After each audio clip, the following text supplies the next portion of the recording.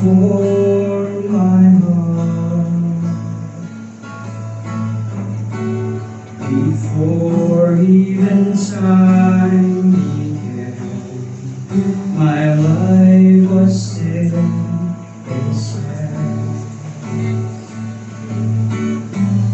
And He knows my name. And He knows my every thought.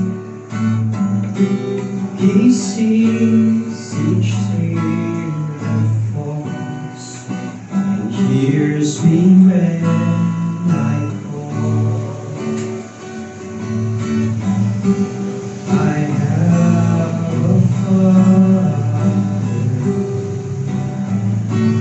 He calls me His own. He'll never leave me, no matter where I go. 'Cause He knows my name, and He knows my every thought, and He sees each tear that falls, and hears me when I call.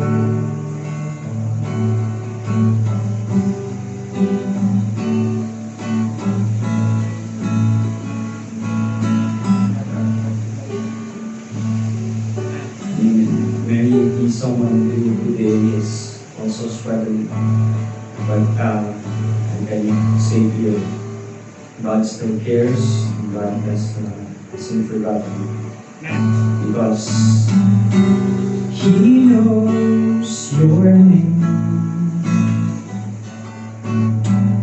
and He knows your every thought, and He sees each tear that falls, and hears us when we call. He knows your name, and He knows your every thought. He sees each tear that falls, and hears you when you call. He hears you when you call. Amen.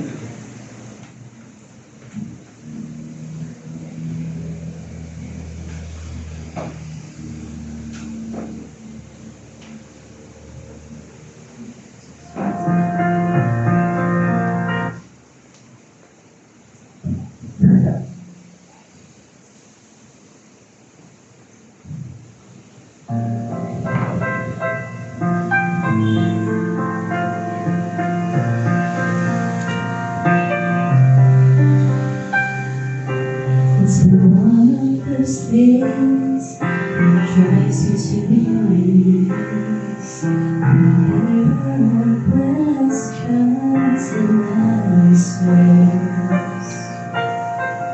and there's all of those things I can't pronounce that left me with more tears than laughter. I don't know how God's gonna do, but I know He knows what I need. Sometimes His water to the thirsty, sometimes His fire all consuming, sometimes His voice is louder and wonder, but sometimes He whispers.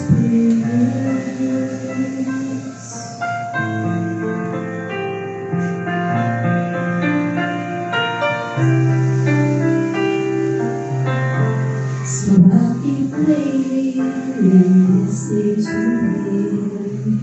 I can trust Him, believe. But the same God who spoke all the stars in place is the same God who speaks peace to me. I long to know how it is done, but I know He knows what I need. Sometimes it's water to the thirsty, sometimes it's fire all consuming, sometimes His voice is louder than thunder, but sometimes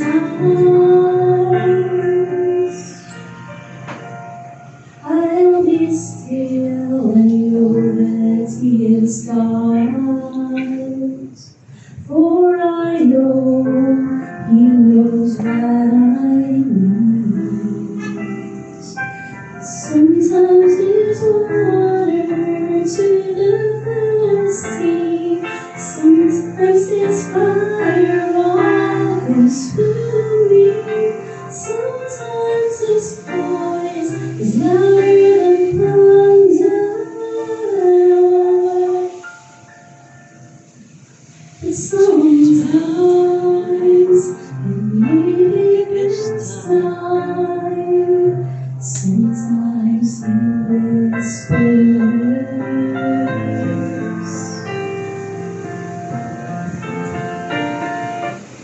Amen. Amen.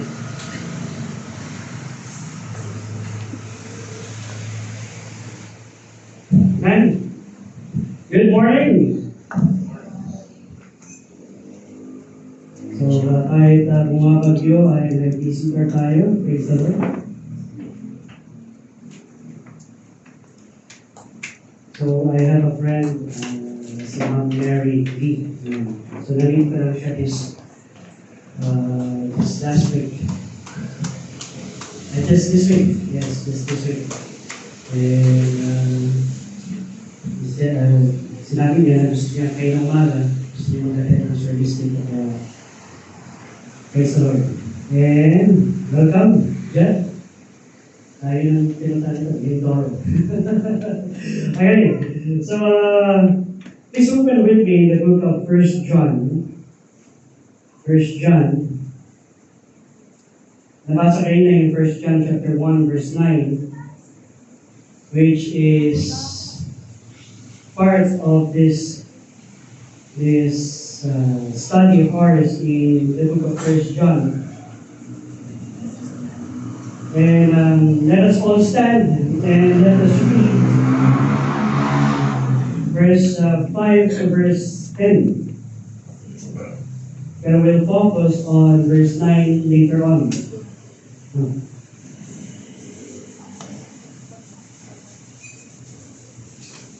So how can we confess our sin? So in the light. So 1 John chapter 5, chapter 1 verse 5 to 10, let us all read this together. Ready? Read. This then is the message which we have heard of Him, and declare unto you, that God is light, and in Him is no darkness at all. If we say that we have fellowship with Him, and walk in darkness, we lie, and do not the truth. But if we walk in the light, as He is in the light, we have fellowship one with another. And the blood of Jesus Christ, His Son, cleanseth us from all sin. If we say that we have no sin, we deceive ourselves, and the truth is not in us. If we confess our sins, He is faithful and just to forgive us our sins and to cleanse us from all unrighteousness. If we say that we have not sinned, we make Him a liar, and His word is not in us. Let us pray. Father God in heaven, thank you, Father God, for this privilege that you have given us in this stormy weather to worship you in spirit and in truth. to worship you, Lord, and to respond to your word, that we need to live in the light, not in darkness. Thank you, Father God, for giving us this time. In Christ's most precious name we do pray. Amen. Please take your seat. So si Ma'am Mary is graduate sa PBTS at nag-doctorate sa US. So, nakapala ko, doctorate. Okay, now, here is the thing, in the life, last time, ay napag-usapan natin in verse 1 to verse 4. We studied the most joyous truth in our hearts is to know Jesus Christ, which is truth. Yun ang pinakamasaya na nangyari sa ating buhay. When we have in our hearts and in our lives the Lord Jesus Christ as our Savior. That our home is in heaven. Amen? Praise the Lord. This world is not our home. We are just passing through. Diba? And that we have a special reason for living. Ano yung special reason natin para mabuhay? It's the Lord Jesus Christ. It's the Lord Jesus Christ. The Lord is giving us hope every day. The Lord is giving us joy every day, even in the midst of trials and even in the midst of storms sa ating buhay. We can be joyous because our hope is secured. Pag sinasabi natin hope natin is secured, is alam na natin that our future is glorious. Our future is blessed. Amen? Amen? Mag-iman kayo para hindi kayo lamigin. So, amen? Amen. Ayan, good. So, one of the reasons many Christians have little joy sa kanilang buhay is they don't study the Bible. Kaya, when we study the Scripture and when we know who Jesus Christ is, kung talagang kilala natin ang ating Panginoon, kahit anong mangyari sa buhay, masaya ang buhay. Kasi kilala mo ang Panginoon. No matter what happens in life, if you know Christ, if you know His purpose in you, you can have that hope and you can have that peace that passes all understanding. Diba? Kaya nga, here, one of the reasons many Christians have little joy is that they don't study the Bible. They don't want to know Christ. That's the reason why they have little joy in their life. Most people have just enough religion to make them miserable. Let us remember, Christian life is an intentional relationship with the Lord. Christian life is an intentional relationship with the Lord. Talagang kailangan mo sadyain. Hindi ito mag-grow ng basta-basta. No. Hindi ito mag-grow ng taon. No. This will not grow in age. Your relationship will grow as you intentionally love the Lord. As we intentionally serve the Lord. And as we intentionally do the things for the Lord. Hindi kagaya ng ating birthday, na talagang tumatanda tayo pag birthday natin. Every year, you will celebrate your birthday, and then you know that you're growing old. But iba sa Christian life. In Christian life, you will know that you are old when you have an intentional relationship with God. The longer it goes, the sweeter it goes. That's the truth. The longer we serve the sweeter it goes. The longer that we love the Lord, the more that we know what God's plan is in our life. You would not search what God's plan when we have an intentional relationship with the Lord. Itong topic sa 1 John. An intentional relationship that we, as His child, must grow in the grace and in the knowledge and in the Word. In the Word of God. Intentional relationship with our Lord, if not intentional with our relationships with our Lord, we are most miserable. That's the truth. Christians experience a miserable life because they don't understand and they don't know who the Lord Jesus Christ is. Kaya we will tackle this one.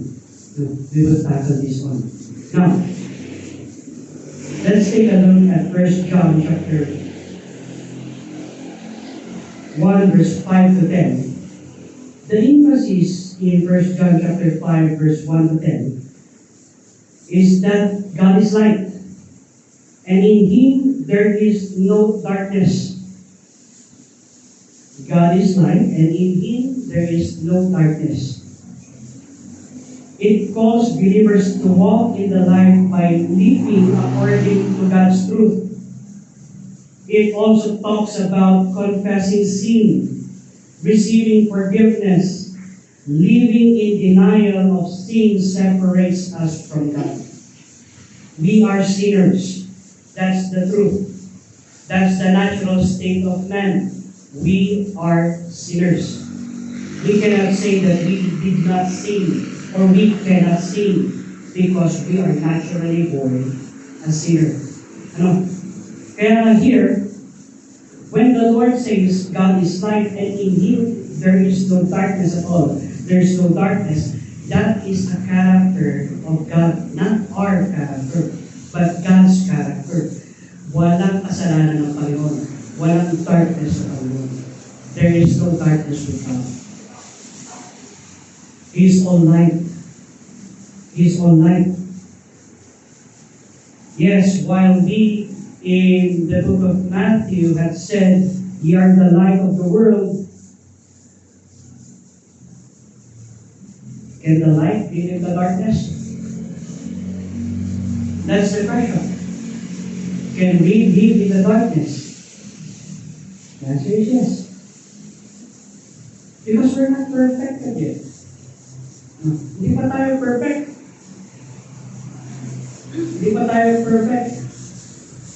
But praise the Lord, we have the verse that we have that Uncle Carlos had read a while ago, and we have memorized it, that if we confess our sins, He is faithful and just to forgive us of our sins and to cleanse us from all unrighteousness. But what does that mean? What does that mean? Now, this passage establishes the foundational truth about God's nature, human sinfulness, and the path to forgiveness, emphasizing the authentic Christian living. Are we living an authentic Christian life? That's the question. Are we living an authentic Christian life? But if you would buy some goods, ang gusto mo sometimes is authentic, original ba? Original taste. Not oriented. So, yes, no. You would like, what is original? What is authentic? Why? Because it's sturdy, because it's strong, at the same time it's durable. No?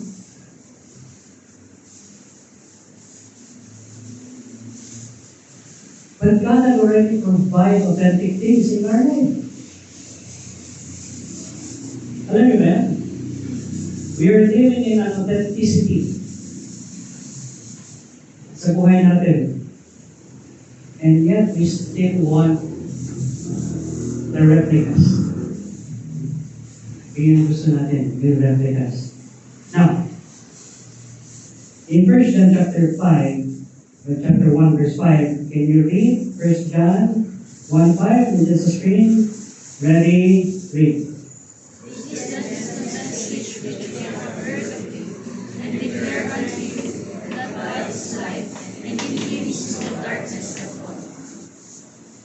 This then is the message. Ano yung message?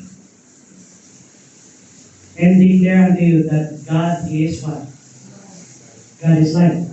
And in Him is no darkness at all.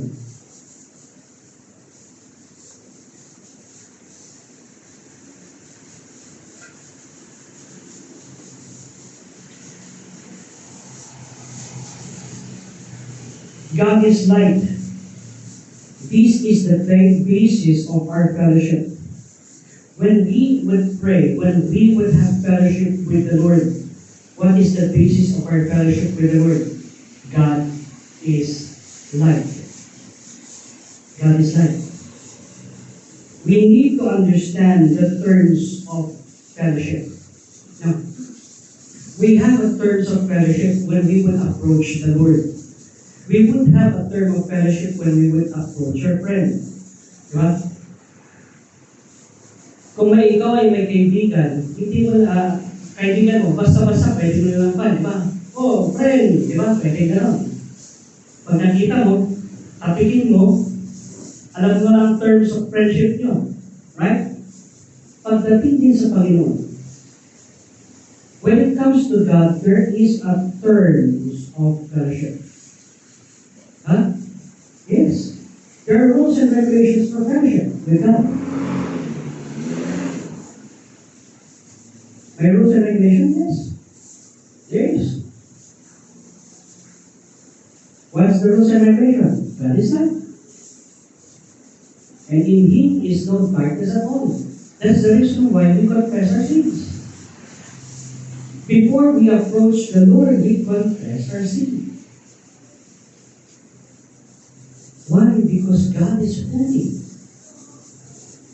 The character ng Panginoon is holy.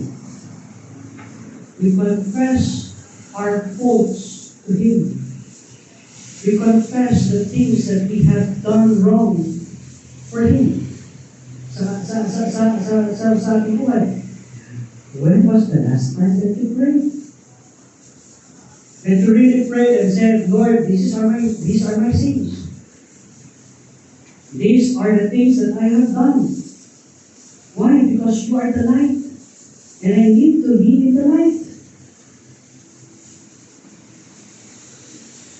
Morally, light represents holiness. Morally, light represents holiness. Light reveals. So when we approach God, and before we approach God, God had already revealed things in our life that needs some dealings. That needs some dealings. That needs na, kailangan mo itong i-correct sa buhay mo. Kailangan mo itong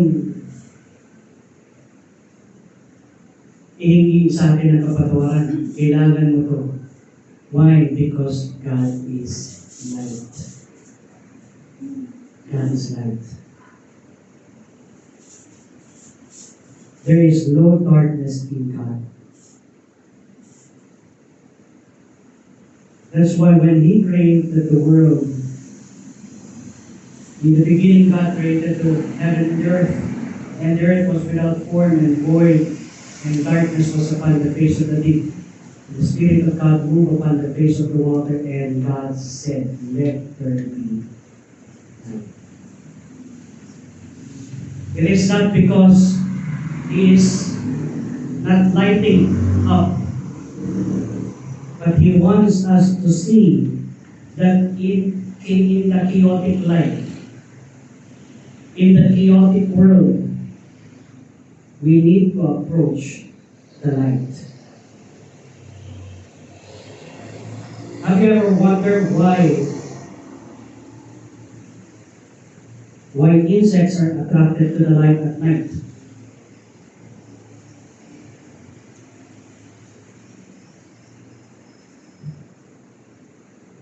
You know why? Because they're long to have that kind of light that would shed what? That would reveal who they are.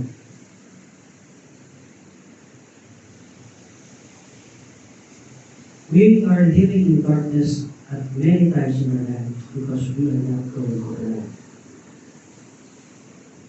Yun ang katotohanan.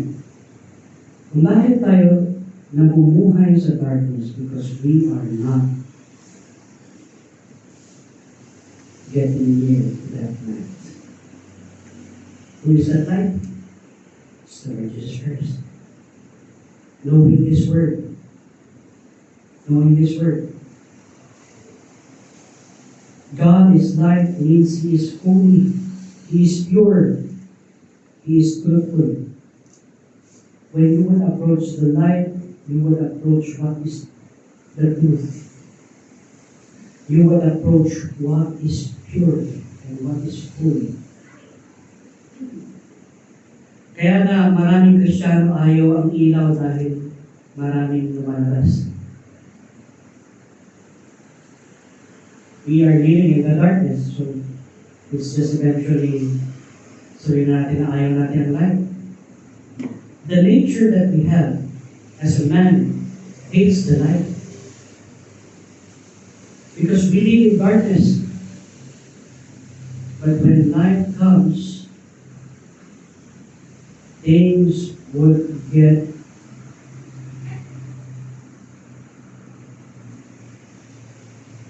maraming bagay ang makikita mo sa buhay mo.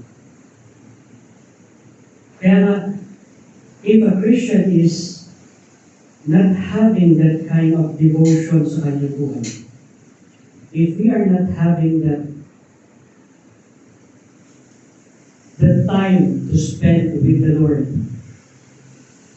we cannot see sin, we cannot see things that God wants to correct sa buhay natin, and we cannot see what His plan is. So you would create your own plan. You would create your own dream. You would create your own rules and regulations. That hindi even approved ng Panginoon. Pero nakikita niya, kaya nga, He is completely incompatible with sin and evil.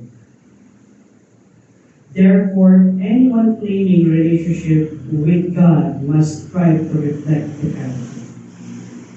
Ano yung character? He is light. Kaya nga, when Jesus Christ said in Matthew chapter 7, "Ye are the light of the world." Matthew chapter 6, "Ye are the light of the world." Where should be that light? It is supposed to be in a city set up on a hill, and it should not be. Hindi dapat nakatago, bagkos ito ay nakalantad. Light. Now, light symbolizes God's holiness, truth, and moral purity. Darkness represents sin, evil, and falsehood. John declares God's absolute perfection. He is entirely free from moral or spiritual corruption. Kaya when the Bible is saying, this is the message, God is light, and in Him is no darkness at all. It's a theological statement that there is no sin that can even touch God. There is no wrong that God did not, that God did. Everything that He did is according to His will. Lahat ng kanyang ginagawa is according to His plan and according to His will. Why? Because there is no darkness in Him.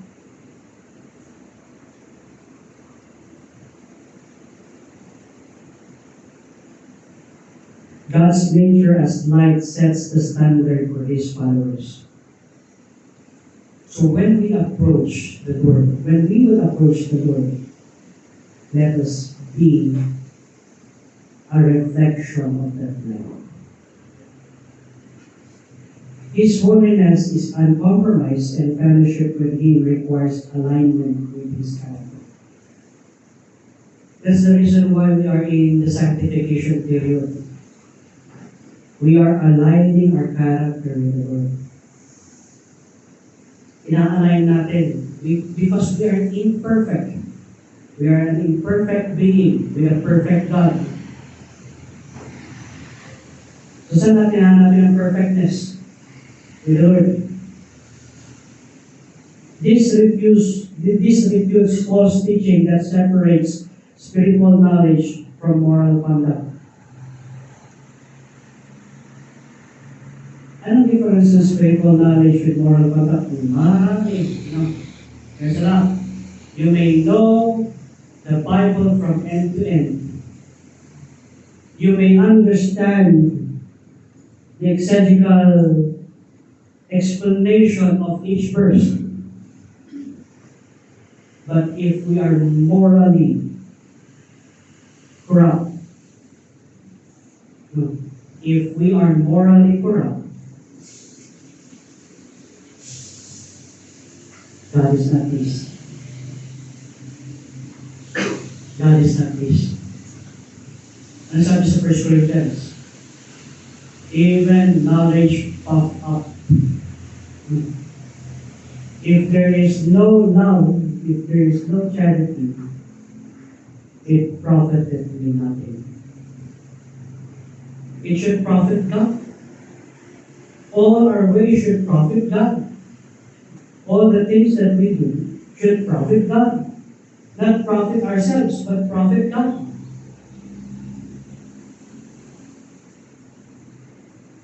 Yeah, praise the Lord. Even in this kind of storm, you went to church. Why? Because you love the Lord. Amen? Amen? Yeah. Or is it a duty? Yeah. Dalawa lang yun. Kung bakit ka pumunta sa church dahil, walang magsisimba, kaya punta ako. Or, punta ako sa church dahil I would meet with my Lord. I love my Savior. This is just a little thing for Him. Little thing na ginawa ko para sa Panginoon. Let us remember, our concept of God will ultimately determine the kind of life we live. Yung concept natin sa Panginoon, yun yung mag-determine kung anong klaseng buhay meron tayo. If we have a low concept ng Panginoon, if we have a low concept of God, then we live low in the standard ng Panginoon. You may live high in the standard of this world, but the truth is you're living low in the standard of God. By the way, have you heard? They have already sacrificed the red heifer.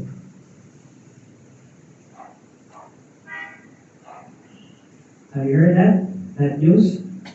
That they already sacrificed that red heifer and they're already ready to build the third temple? So how near are we sa coming ng Panginoon? Which is true, what the Bible said. Many are called, but few are chosen. Would you choose Him until the end? Would you endure until the end? Our hope is just one strike away. Kung dito sana yan, the moment that you quit, Yun pala yung last na strand ng isang strike. Nandun pala yung maraming dito. Sayang. Sayang. Finish it until the end. Finish it until the end. If we have a high concept of God, we will be challenged to live a high and noble life. What's a noble life? A noble life for a king. A noble life for a princess of God. Let us remember, we are the child of the king.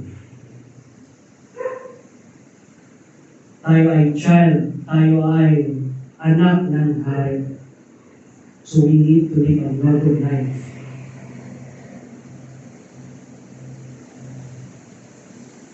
Hindi ko alam kung nilalamig kayo. Okay, verse 6. Okay, can you read verse 6 all together?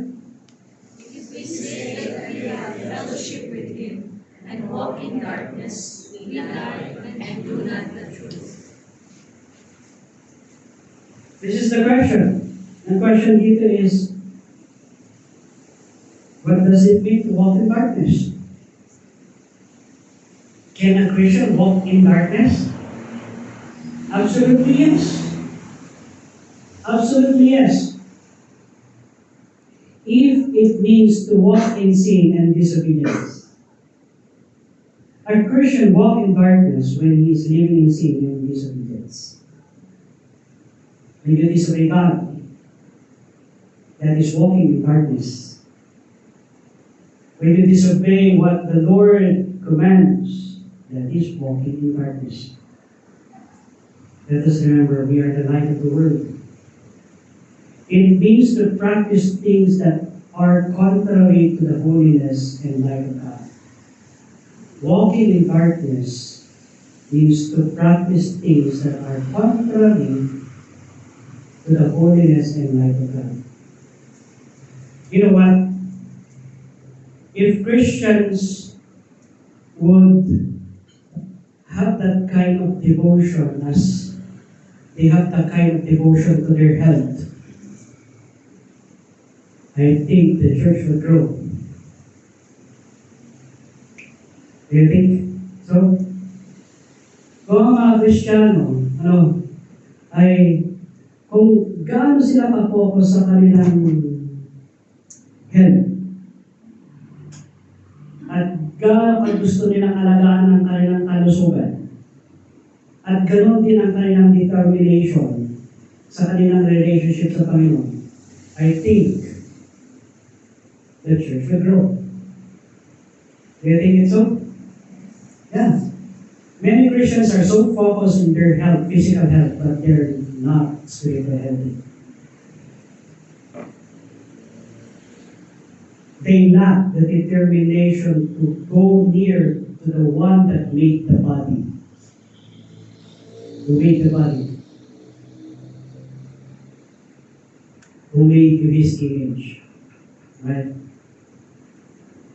Diba?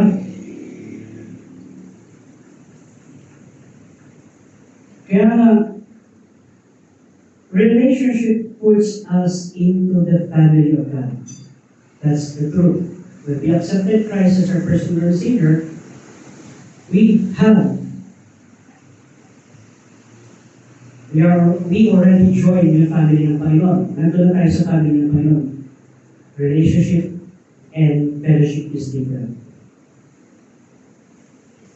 Relationship and fellowship is different. Fellowship is experiencing Christ. Parang ganito lang yan.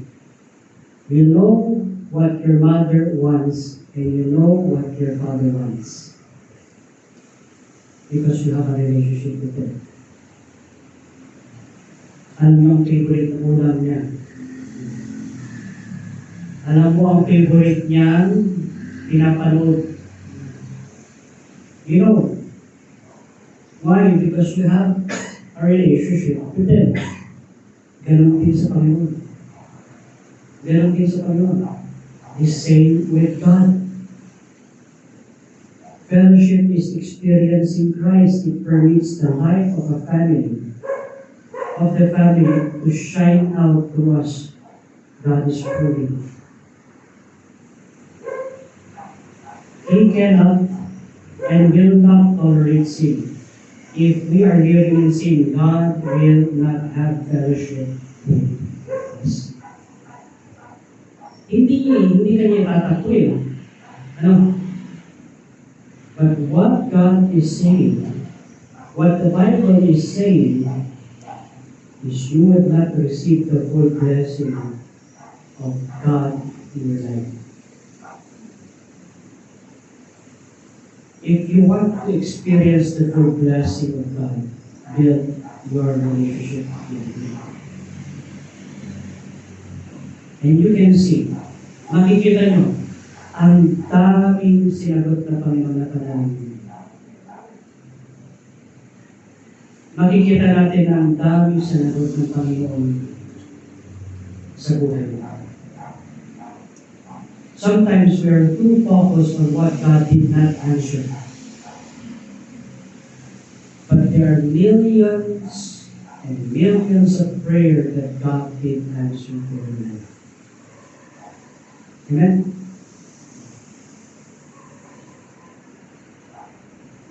Kaya we need to have fellowship with Him. To experience God in His fullness. To experience God in His holiness. To experience God in His true love. To experience God on how much He really cares for you. How did He protect you? How did He carry you in times when you cannot carry yourself? Maganda ng mga kanta, kaya na, which is true. Sometimes whispers.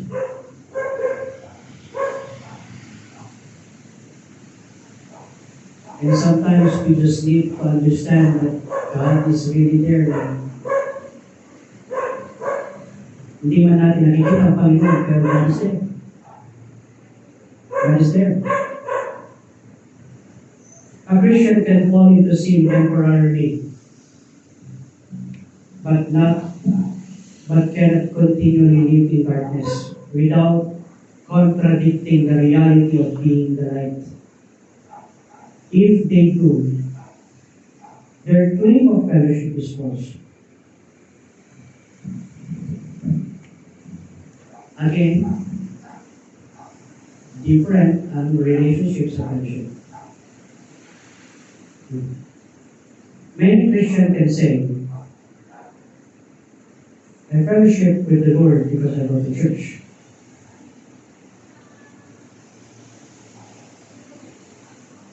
Is that really fellowship? Many Christians say, I fellowship with the Lord because I pray. But what kind of prayer do you pray? Fellowship means to understand what the Lord wants, what the Lord needs of you. It's not a one-way relationship, it's a two-way relationship. You talk, and He answers, and you hear. No. When you speak to the Lord, you wait for the answer of God to be revealed. That is fellowship. You're waiting for Him. And when He reveals the answer, you will say, Lord, I surrender to what You want. Tonight.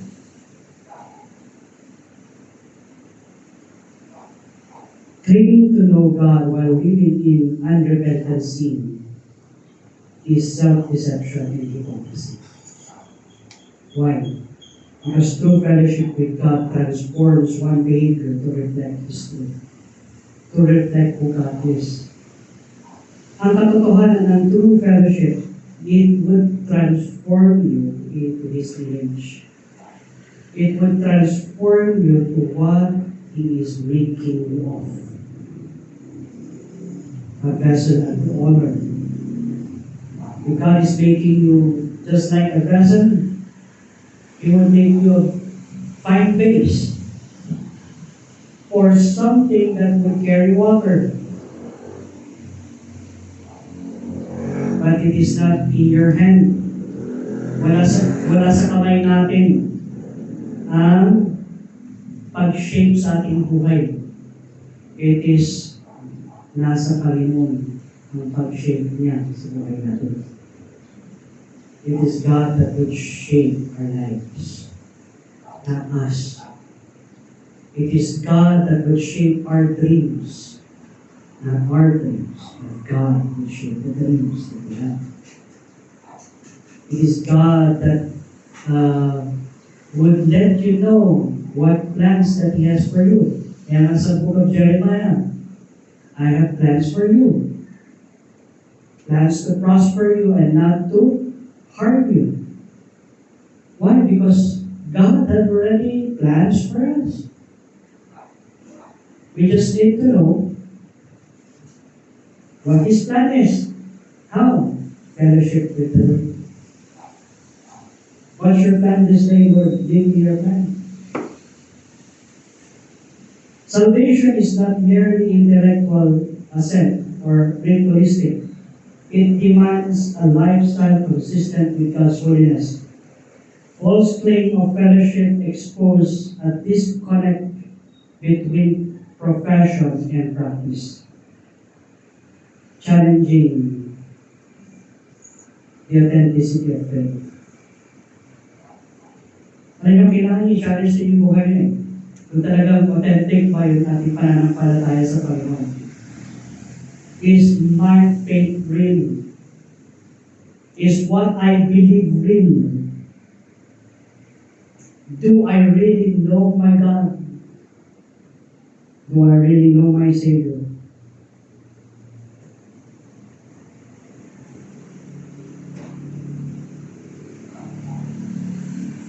That's why in a new believer, we call it profession of faith. Ano yung bakit? Profession? Kasi makikita pala natin na, okay, tinanggap niya nga talaga ang Panginoon. Pero makikita natin kung paano baguhin ang Panginoon ng kanyang buhay. From profession to real authenticity of faith. From the mouth to the heart. And to his lifestyle. Darkness attracts darkness. Kaya nga sa mga mananampalataya, pag ang nilalapitan nyo at ang pinapakinggan nyo ay isang Kristiyanong namumuhay sa darkness, it would attract darkness in your life. Pero pag ang nilalapitan nyo sa inyong buhay is the one that lives in the light, you would have a stronger light. Kaya hindi lahat ng Kristiyano ay lalapitan mo. Lapitan mo yung alam mo namumuhay sa ilaw ng Panginoon. Why? Because darkness attracts darkness. How do you turn off the light? How do we turn off the light? Dali lang, switch lang off. Ano? Number one is keeping church. When you already reasonable kung meron ka trabaho. Kung talagang binigyan ka ng trabaho, tapos eto, sige, trabaho mo. Tapos talagang nataon ng Sunday, you go. No? Pero kung wala ka namang gagawin ng Sunday, at wala namang hadlang na huwag ka pumunta sa church, pero gusto mo lang, ayaw mo lang pumunta sa church, that is the first thing that would turn off the light? Skipping church. When you skip church, neglecting to meet one another, ano sabi sa Hebrews chapter 10, verse 24 to 25, not forsaking the assembly, not forsaking the assembling of ourselves together as the manner of some is, but exhorting one another as ye see, what? The day approaching. As we see that Christ is coming soon, the more that you need to go to church. Amen? Na pag nakikita natin na malapit na dumating ang Panginoon, the more na maglapit-lapit ang mga kapatiran. By skipping church, neglecting to meet together, that's how you turn off the lights. Secondly is by stopping daily scripture reading and intimate prayer life. When you stop your reading of the scripture and intimate prayer life, when you say intimate, talagang nananalangin ka ng taos sa Panginoon, you are turning off the light. When was the last time that you had read your Bible?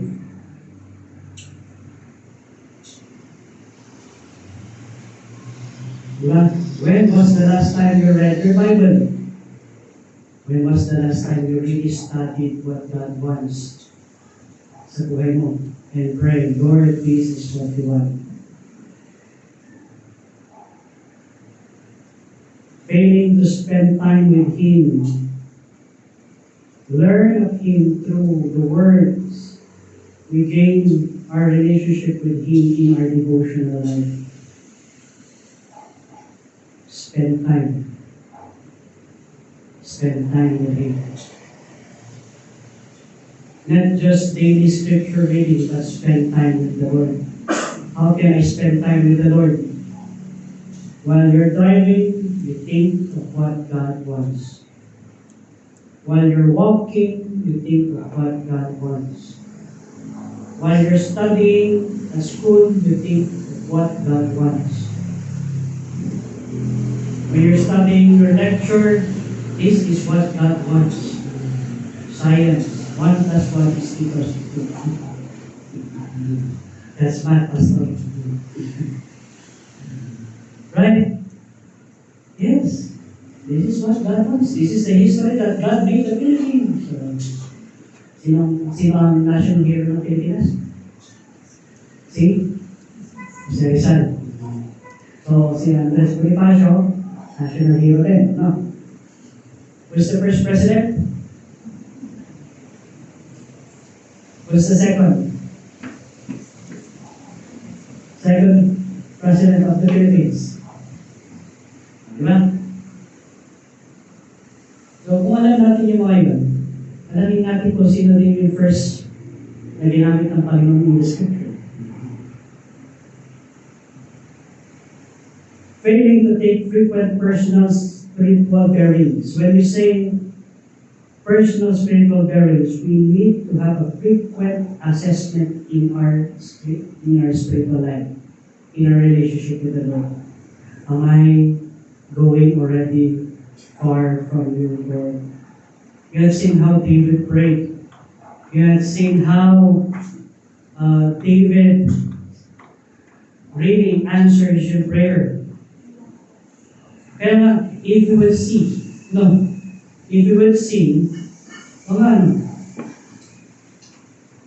is our life ready? And is our life talagang meron kang kwan? Meron ka ba talagang assessment of your Christian life? Daily, kada gabi. Ano? Lord, lumalayo na ba ako sa'yo? Am I going far from you already? If I am already going far from you, let me grow near to you, Lord. Okay, you can sing the song, draw me close to you. But draw me nearer, nearer, let's pray. To the cross where thou hast died. Failing to correct dead reckoning with periodic reality bearings to account for drift. When we say account for drift, you are already drifting away from the plan of God. Because you are not assessing your Christian life. Malayong-malayo ka sa Kanya. How many kilometers are you away from God's plan? Why? Because this would lead to this point. Denial also works. Pretending everything is okay is a presumptuous and self-deceiving. Don't pretend. Let us not pretend that everything is okay in our Christian life. Why? That's not the truth. But the truth is, if we are already drifting away from the Lord, we need to admit, Lord, I'm drifting away from you. I'm going far from your presence already. Number 7. Can you read? Verse 7? Ready? Read. If we walk in the light, as He is in the light, we have fellowship one with another. And the blood of Jesus Christ, His Son, cleanses us from all sin. Amen. His blood cleanses us from all sin. If I'm going to walk in the light, it means to hide nothing. Wala kang dapat itago sa Panginoon. Everything that you can feel, tell it to God, tell it to Jesus. Lahat. Kaya, if you are weary, tell it to Jesus. Hindi yun sa person, when we're weary, feeling strong. Sabi mo sa Panginoon. If you are weary, if you are worried, if you are helpless, tell it to God. Tell it to Jesus.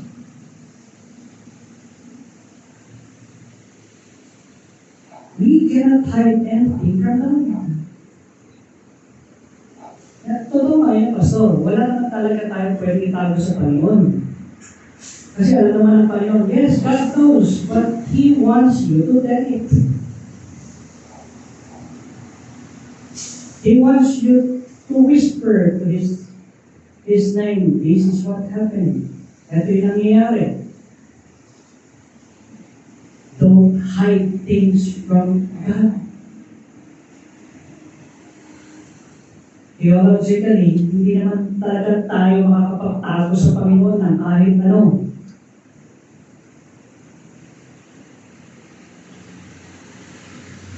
Pero if we want to be an image ng Panginoon, the first image is holiness ng Panginoon.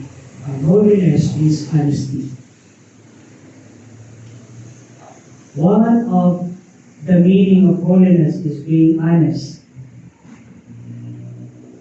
This is what is done. Kaya nakita niyo sa chapter 1, ilang beses niyang minention ang liar. Sige nga, tingnan niyo ha. Ilang beses niyang minention ang liar in chapter 1 verse 1 John.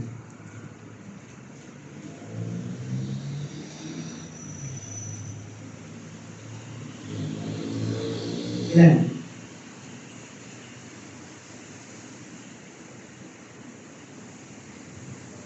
May bilangin nyo.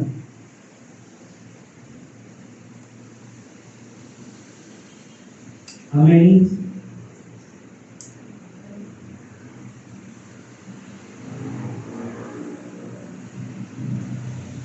Three. No, tatlo.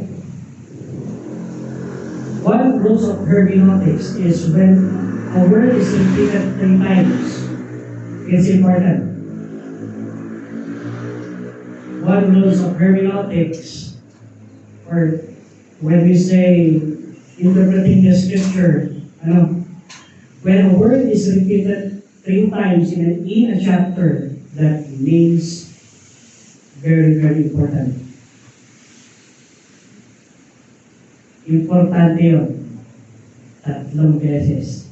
Pag 3 beses o more than 3 na na-mention ng isang word in that chapter, that means yun yung tema ng Panginoon that God wants in this chapter. Lying. Why? Because it is the nature of man to lie. John 8:44. Ano yung first phrase? Ye are of your father the devil. Bakit siya father? Because he lies from the beginning. Can you teach your child not to lie? Yes, you can. But is it natural for your child to lie? Yes, it is. Oh, natural naman pala, pastor. Kaya natural. Hindi, natural state yun ng kasalanan.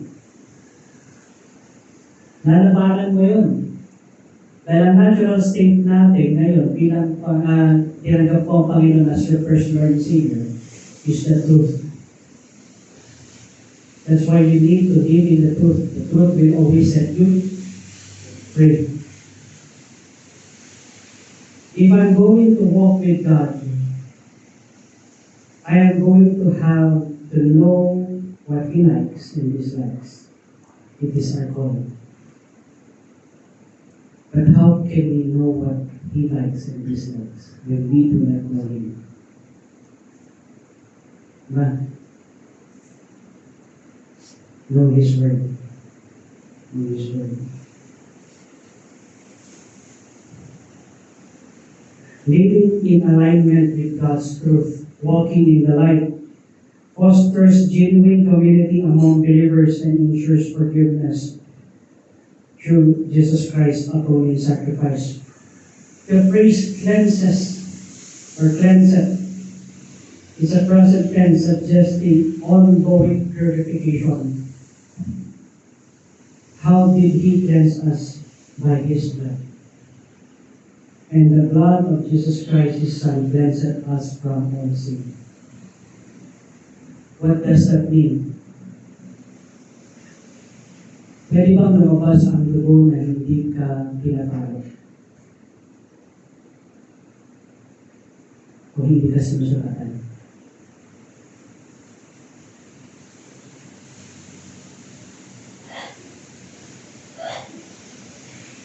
O hindi ulilit ang iyong pakiramdam? Pero yung blood kasi dito, kung titingnan natin, how did Christ shed His blood? He was slaughtered as a sheep, according to the book of Romans. Para siyang sheep that has been slaughtered. He was wet how many times? Ilang beses siyang pinalo? Hindi lati ko pala. How many times? Diba? And from there, He walked with His blood dripping on the streets of what? Golgotha. And down the river Golgotha, the soldiers light and the streets, the crowd pressing to see the man condemned to die on Calvary. He was bleeding from the beating that was Christ on His death. When He was walking, His blood is already dripping. When He was on the cross, His blood is drained from His body. That's how Jesus Christ cleanses us from our sin. It takes the blood of Christ to cleanse us from our sin. Grabe, di ba? And the only thing that we need to do is to ask, Lord, forgive me through your blood. Forgive me because I am cleansed by your blood.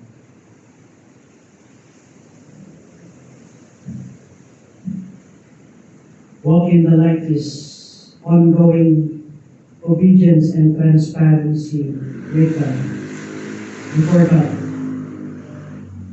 Fellowship with God naturally results in fellowship with others.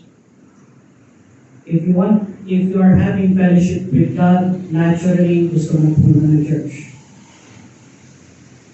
Why? That's fellowshipping with others.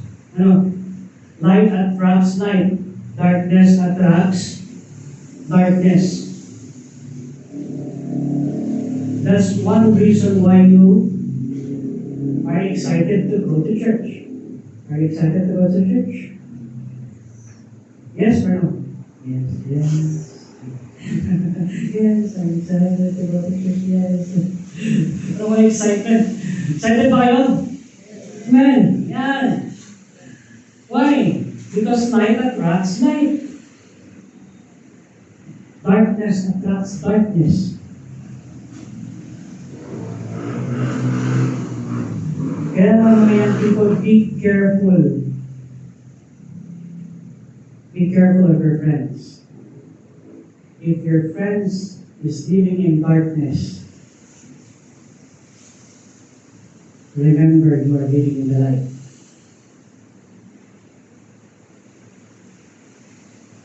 Be not unequally yoked together with the unbelievers.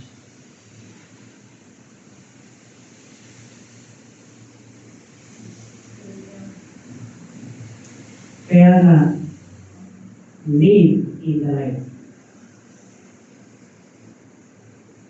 Kaya kung nakikita natin, medyo malapit na mapundi ang ilaw ng bawat isa. Hebrews 10:35. Ang sabi nga, forsaking the assembling of ourselves together, but exhorting. If you're already seeing a brother or a sister, malapit na mapundi ang kanyang ilaw, malapit na maging dim light, encourage. Correct. Why? Because it is our duty. Because we love the Lord. And we want the brethren to be adopted in the light. The blood of Jesus continually cleanse, present tense, as we walk in the light. Fellowship with God and others is a hallmark of authentic faith. Authenticity of faith is you like and you love to have fellowship with other believers. Rooted in Christ's redemptive work. Why? Because light attracts light. Nakita niyo yung shadow? Have you ever nagkaroon ka ng experiment na may dalawang shadow, tapos may distance na ganyan lang na malapit, makikita niyo magdidikit yung shadow. Subukan niya. Subukan niyo na mamaya. So, hindi magdidikit yung pala, huwag yung pagdidikin. Parang yung distance lang ganyan. Kaya makikita nyo, later on, na they will be attracted to one another na talaga magdidikit yung shadow. Now, what's the reason behind that? Because darkness attracts darkness, light attracts light. It's a natural law. It's a natural law. Kaya if a Christian is already, dati siyang nasa light, tapos nag-live in darkness. Dalawa yan. If yung mga Kristiyano is may darkness sa kanilang buhay, madali silang ma-attract sa concept ng tao yun. Pero kung ikaw ay talagang mananampalataya at strong in belief mo sa Panginoon, you will not be attracted with that kind of belief.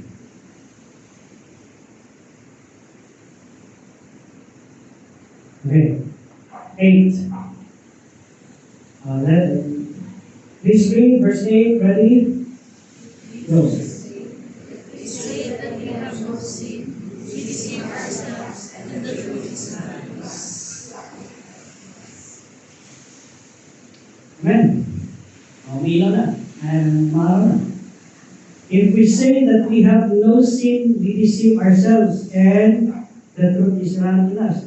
Because naturally, we are sinners. That's a natural state of us. It is essential to note the difference between sin and sins. Here, in verse 8, it is singular. The genetic defect that is the root of our problem is sin. Sin is that in man which makes him want to play God on every occasion. I want to be God. No. Kaya na ang kanyang tema, I want to break free. I want to break free. Why? Ano break free? We are already free from sin. No. Pag ang freedom mo is ayokong hinahawakan ako ng Panginoon, then you are making yourself your God. Not making God your God. Ang dapat humahawak sa buhay natin bilang isang mananampalataya is Panginoon. Amen? Yes. It's supposed to be God that holds and controls our life. The one that if you are controlling your life, that is sin dictating your life to what? Making you God. That is the first temptation that Satan did Eve. Do you want to be like God? Do you want to know what is good and evil?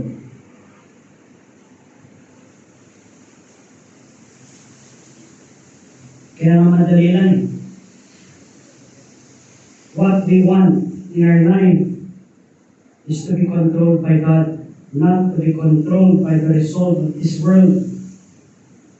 We want the world to resolve around us. It is our innate self-centeredness called pride, selfishness, and self-will.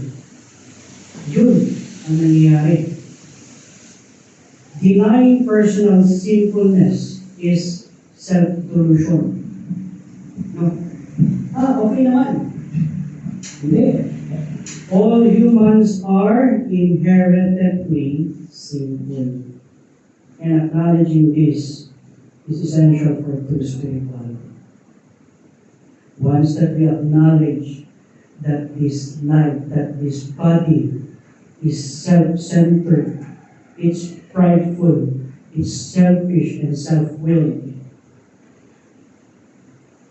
then Jesus can take the wheel. Then Jesus can take control.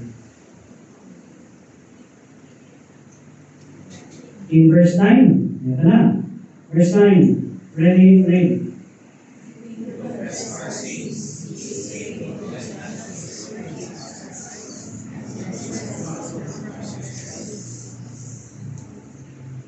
Nakita niyo kayo na in verse 8 is sin.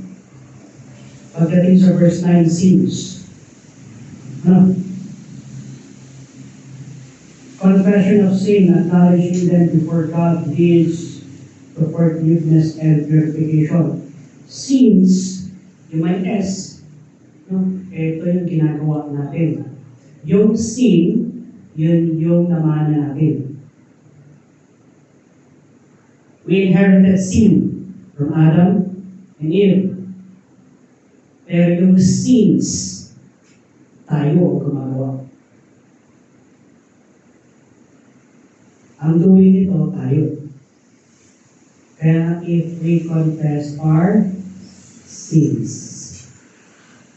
what we have done wrong, He is faithful and just to forgive us of our sins and to cleanse us from all unrighteousness.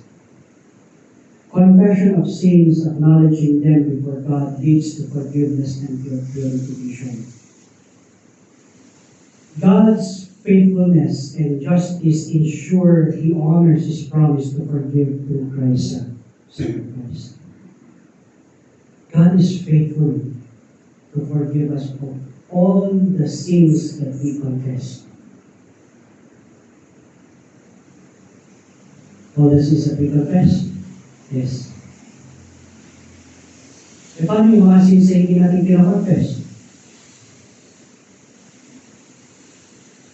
Hindi mo yung papatawarin ng Panginoon? God will work with your life to confess it. E paano yung mga kasalanan na hindi ko naman alam na kasalanan? God will work in your life to see the kind of sins. And when He is working, you ask, Lord, forgive me with this. Patawarin mo ko dito. Why do we need to ask God to forgive us? Fellowship.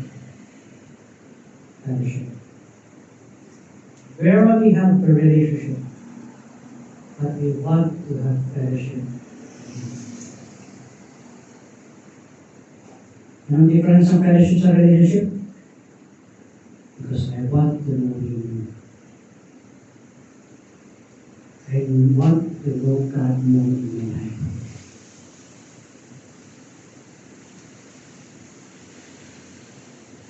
If we confess,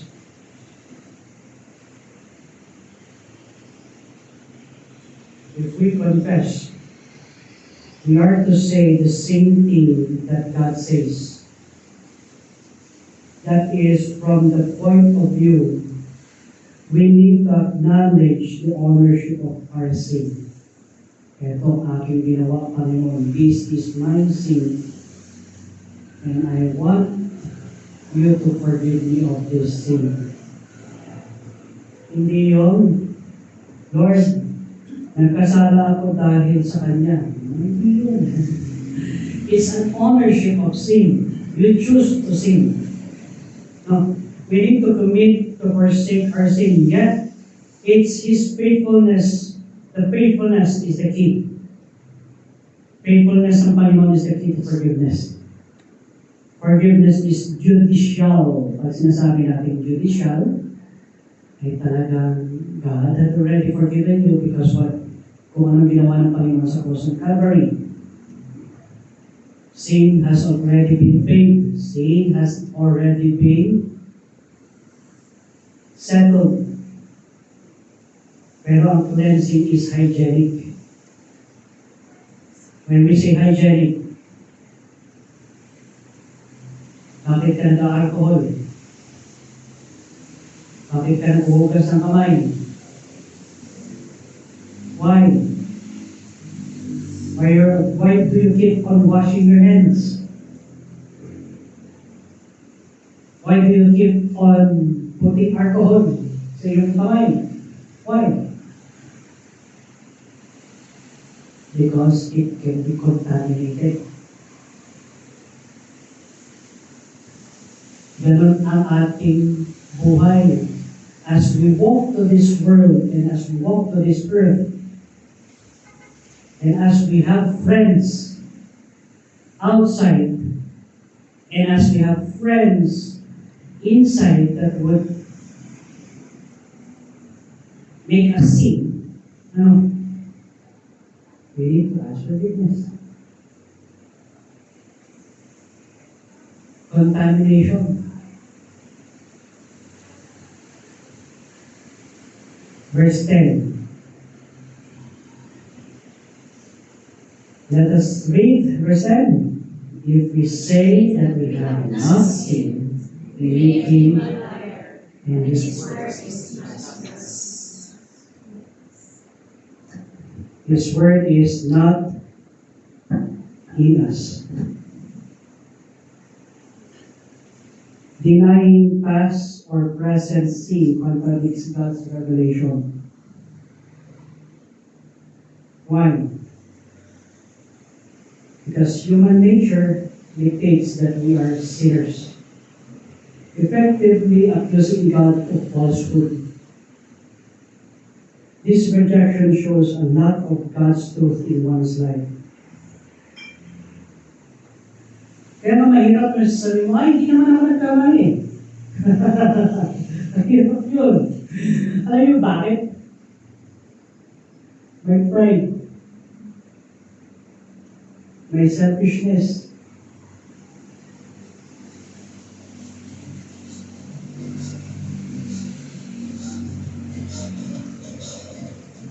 That is sin taking hold of our decisions in life. Kaya when somebody corrects us, it is just saying, I have sinned, forgive me. Why? Sabi si James, the humble ay ililift up ng Panginoon. Pero the more prideful we are, how can God lift us up? When there is no purpose with God. Diba? It is remarkable to discover how many false cults deny the reality of the existence of sin, even in the field of psychology. While acknowledging that guilt is the core of most mental illness. Ano yun ba? Halos lahat ng mental illness is because of guilt. Na-guilty sila, hindi nila na kaya yung kanilang guilt, ayaw nilang ihingi ng kapatawaran, nabaliw sila. Paano gagawin? Dahil ayaw nilang aminin yung kanilang kasalanan. This would make them baliw. Ano? Gusto niyo mabaliw? Gusto niyo mabaliw? Huwag niyong aminin na makasalanan kayo. At huwag niyong aminin na nagkakasala kayo. Tingnan niyo ang buhay niyo. Mapapaliw kayo. Alam niyo si Saul, kung bakit siya dinisturb ng mga evil spirit? Because he doesn't want to acknowledge that he had sinned against God. Kaya anong kailangan niya? Kailangan niya si David na mag-play ng harp. What? Why? To shoot out, para sabihin, healing to the soul. Because music is the healing to the soul.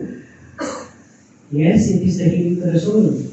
But music alone cannot heal a person. When a person acknowledges that he or she sinned, doon lang magkakaroon ng healing.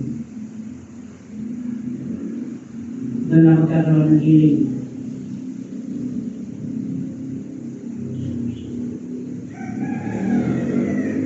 Sin is the cause of guilt. Sin is the cause. Guilt is just a symptom.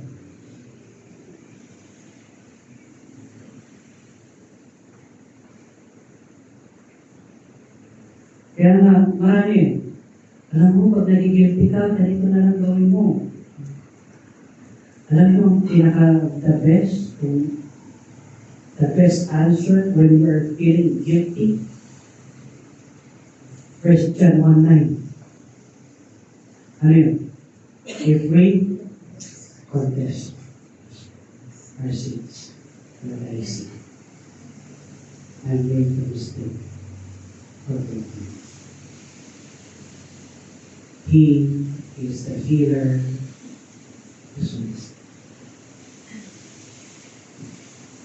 I see.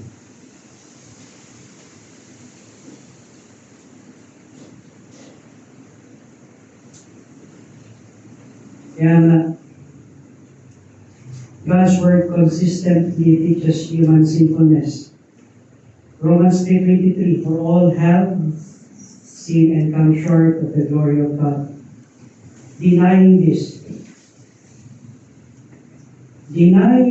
rejects the divine authority, underscoring the need for Scripture. Do you know why we read the Scripture? One of the reason why we read the Scripture is for us to know when and where to be seen. As you read the Scripture, it would illuminate you. As you read the Scripture, ipapaliwanag niya sa iyong buhay saan ka nagkamali, saan ka nagkasala, saan mo dapat ihingi ng kapatawaran.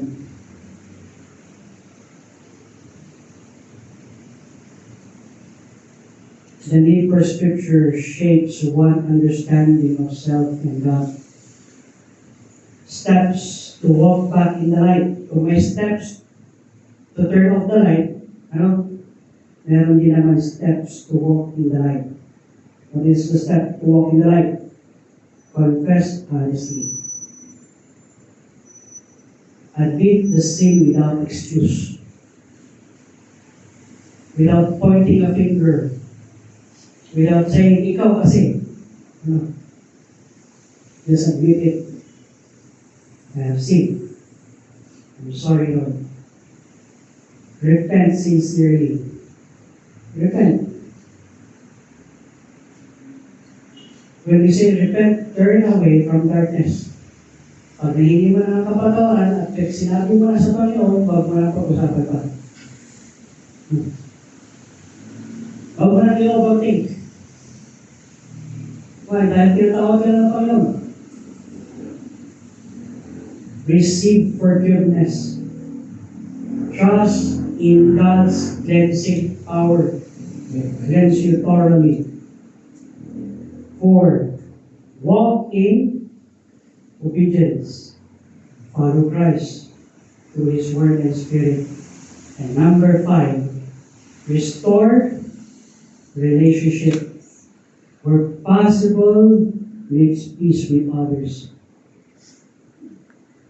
Why?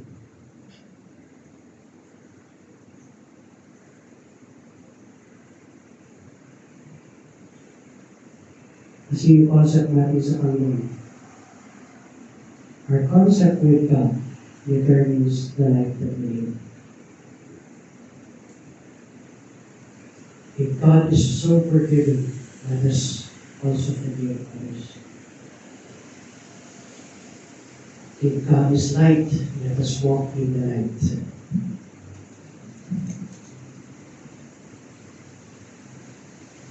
If we have a low concept of God, then we live low.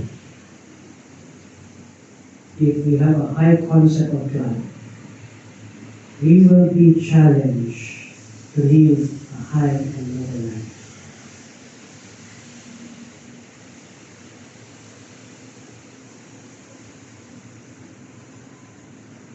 When we choose to live in the light daily,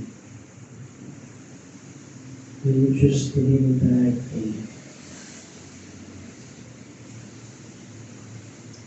with every head bowed and eyes closed,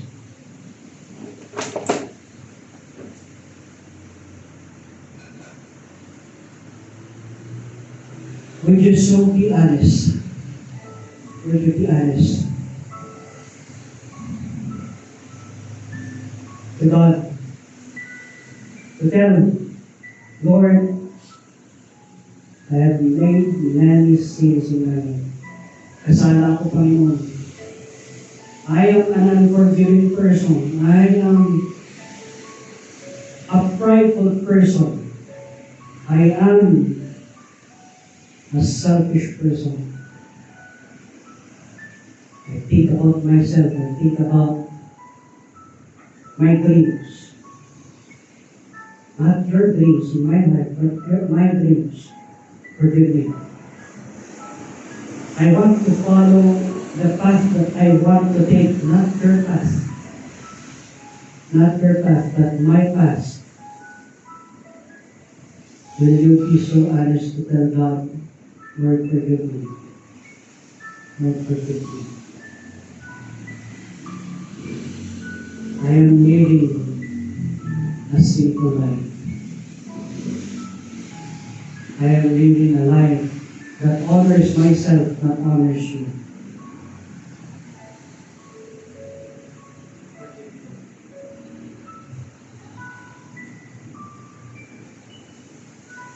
As the piano plays softly,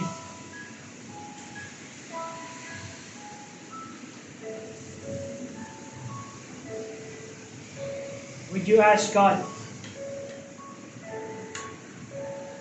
for forgiveness?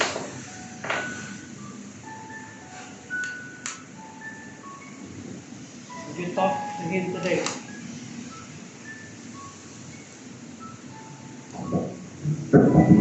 Would you talk to Him today? Tell Him all the things that God revealed to you this day. Lord, this is what I have done. Forgive me.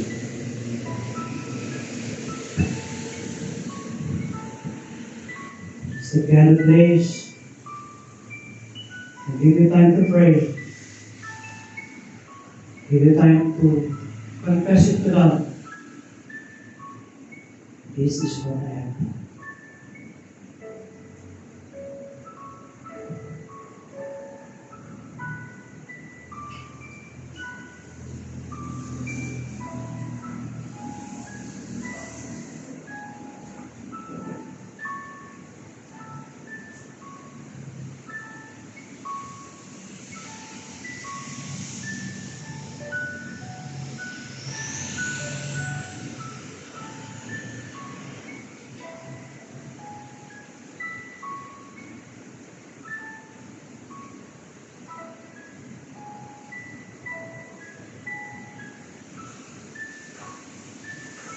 Father God in heaven, it's true to your word that we are naturally sinners. We naturally lie. We are naturally dishonest. We are naturally prideful. We are naturally selfish. Father, forgive us. Forgive us the things and the sins that we have done. We confess it to your name.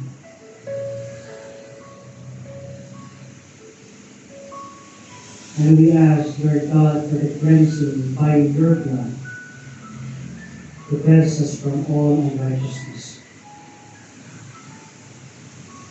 All the things that are not right in your sight. Forgive us. Forgive us, Father God, for blaming others. Forgive us, Father God, for not even being faithful to you, Lord God. Not being faithful to your word. Forgive us, Father God. Correct us, Lord God. Remind us not to drift away from you. And we praise you and thank you, Father God, for you have said in your word that if we confess our sins, you are faithful and just to forgive us of our sins. Your faithfulness to forgive us, bring us to our knees, and bring our hearts and our lives low. But every time that we ask forgiveness, we forgive. Thank you, Lord, for the forgiveness that you have given. Thank you, Lord, for the gravity of your love to us. That in our selfish state, in our deprived state, you are forgiving us of all the sins that we have done. Thank you, Lord, for everything that you've done. You pray, Father God, for the brethren that are here, Lord God, attending your worship service. I pray, Father God, for their blessing, for blessing upon their life, blessing upon the work that you have given to them, blessing upon the faithfulness that they have displayed today. I pray for more blessing, Lord God, upon them.